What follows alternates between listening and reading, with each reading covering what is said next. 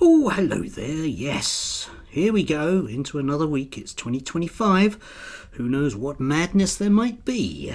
We can only but guess at the joys ahead of us. We saw some of it yesterday. I did have to smile at this from great friends of the channel, Connor Tomlinson and Steve Edgington, who were complaining bitterly about the Bank of England. Yes, I know, it's dreadful, isn't it? All those monetary targets missed, and apparently the reason for it is because at the Bank of England in Leeds, they're hiring people that aren't white. It's no wonder the economy's tanking.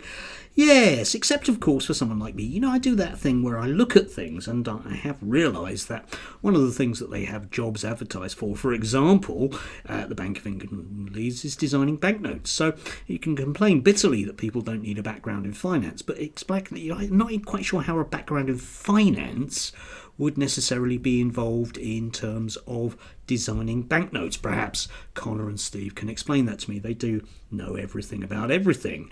They haven't picked up as well on the fact that on the same site there are lots and lots of diverse people suggesting you should work there, some of whom are women, and we all know that women are no good at numbers, don't we, Connor?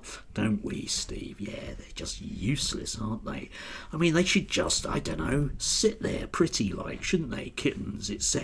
Yes, anyway, those two as ever, delightful creatures. We know exactly what they mean, don't we? Like we always do. Yes. Speaking of which, of course, brings us neatly to that man getting more and more boxed into a corner, Nigel Farage. He accuses, apparently, Telegraph, a streeting of colouring up the truth about grooming gangs. Yes, indeed. You see, we've not got the truth, right? The truth. We need the truth. But you may notice that the truth seems to be a bit of a slippery thing in and around, well, Reform and other people, the Labour Party, the Conservative Party, all of them appear to have a problem, a malleable notion of the truth. What Nigel Farage, of course, wants is to keep this particular thing bubbling over, because we can have that low level of racism bubbling, rather than talking about other things which may well be important, like what exactly are the policies of the Reform Party and how are they vastly different from the sorts of things that Liz Truss was trying to do.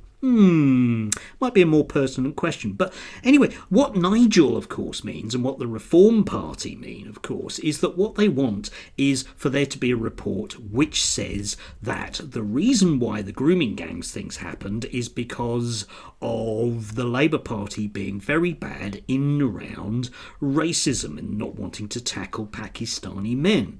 But if we go to the actual sorts of facts and figures and everything else, there's a very good piece in the Times, linked down below, on this, which basically says, well, yes, indeed, the problem with grooming gangs is that there's a lot of it out there, and roughly speaking, the people who are involved in it are roughly in line with the population, which, of course, Nigel doesn't like, because that must be a lie, because it doesn't fit into their narrative. So what they would therefore say, if there was an inquiry which brought that out, that the government is involved in a cover-up, which brings us neatly to rounded notions of what exactly reality is. But, of course, that doesn't really matter, does it? So long as we're pushing a particular narrative. Yes. And of course the particular narrative we get is all a bit useless one way or another. And over the weekend I've been thinking about, for example, the retirement of Mick Lynch. Now, Mick Lynch did that wonderful thing, apart from, battling on behalf of his members in a very democratic way. And just generally being a left-wing media star, because what he did was he wouldn't accept that ridiculous narrative that we keep on being dealt. I like to feel I do a little bit of that myself by actually puncturing through these kind of nasty tropes that we get from these people. But think about it, right, okay? What we've been fed about Mick Lynch, of course, is that them train drivers earn too much money, and isn't it disgusting? And they have all these working practices where they demand to be paid for doing a job. You see, that got me thinking, because on Friday night I went out for a meal with a friend, and I was sort of thinking there about the age that we are, because we both have reached that point where we get free prescriptions, not for much longer, eh? Good. Where we have this memory, where we can remember what things were like. And whilst you can go back to Thatcher and her working practices, and wasn't it dreadful that there were all those tea breaks that people had, but you may notice in the job that you have, for example, you don't get tea breaks. or anything, right?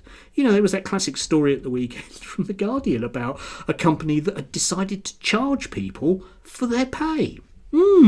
Why? Because they can. That's why. Because if you're not unionised and you don't organise in this way, then you end up shifting 16 tonnes and get a day deeper in debt, don't you? That's the system, of course, the sensible system. And the problem with groups like the RMT and ASLEF, who actually do drive the trains, but let's not worry about facts when we're talking about the railways, or indeed mention anything about profitability and privatisation. But the actual stuff that's going on there, of course, is that you workers need to battle on those kind of issues, because otherwise we will get done over, and we will, as indeed those unfortunate statistics show, get poorer year after year after year. Not all of us, of course, not all of us. Some of us are on a very, very, very rich gravy train where, for example, if we can attract the eye of Elon Musk by going on about grooming gangs, then, you know, we get a lot of traffic come to our Twitter site and we get paid for that. Yes, we see you, grifters. We see you. Yes. Anyway, it's worthwhile thinking about those things. It's always the workers that have to give, isn't it? Yeah? Oh, inflation's going up. We're going to need to cut back on pay. Oh, the economy and productivity's down. It needs the workers to work harder. Well, I don't know. Let's talk about profitability, shall we? No is the simple answer to that, isn't it? And we all know, we all in our hearts know, and that's part of this narrative that people like the Coast Guy are able to push, this idea that they are doing us over. Well, yeah, Coast Guy, they are. It's just that I don't differentiate between nice people, allegedly, like Elon, doing me over, and nasty people doing me over. I still feel done over.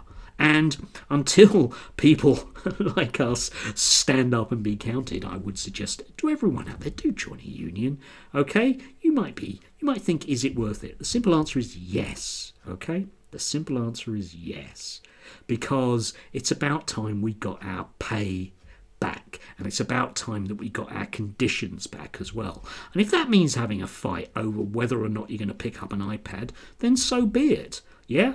If we walk out, then what tends to happen is that we will get what we want, because the RMT have managed to get largely what they wanted, and ASLEF, the train drivers union, certainly do. There's a message there. And when we think about profitability, we need to think about all those glorious people who have increased profitability. I will point you, for example, to people like, well, that nice Mr. Green. Can't see any BHS shops on the high street anymore. I wonder why. Oh, it must be the workers that were demanding a tea break. Hey? Anyway, do have a lovely and diverse Monday.